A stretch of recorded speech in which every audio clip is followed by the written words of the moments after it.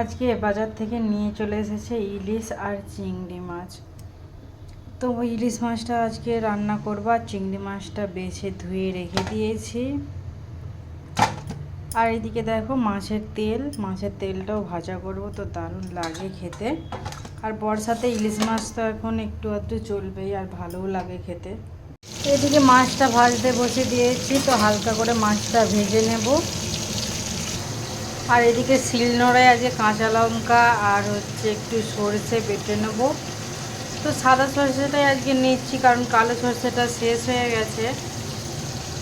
তো কালো সরষে ইলিশ মাছ কিন্তু কিছু করার নেই, এখন আর কালো সরষেটা নেই, সেই জন্য সাদা সরষে দিয়ে আজকে রান্নাটা হবে।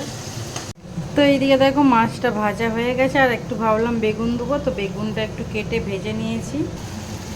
আর এখানে আমার টমেটো, কাঁচা লঙ্কা, তারপরে কালো জিরে সব কিছু দেওয়া হয়ে গেছে। তো একটু কষিয়ে নিয়ে এবারে সরষে বাটা দিয়ে দেবো।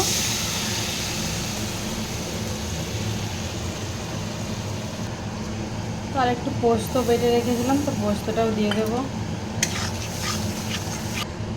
তো একটু পাতলা ঝোল করবো, তো পরিমাণ মতো জল দিয়ে দিয়েছি, এবারে ফুটতে দেবো। তো বন্ধুরা, আমার ইলিশ মাছের বেগুন দিয়ে পাতলা ঝোল একদম রেডি হয়ে গেছে, এবারে নামিয়ে নেব। কেমন লাগছে তোমরা কিন্তু অবশ্যই বলে জানিও। তারপরে এখানে খেতে বসে গেছি। দেখো ইলিশ মাছের তেল নিয়েছি, আর একটু কাঁচা লঙ্কা তার সঙ্গে দিয়েছিলাম। এটাকে ভালো করে ভাতের সঙ্গে ডলে আহা জাস্ট অমৃত।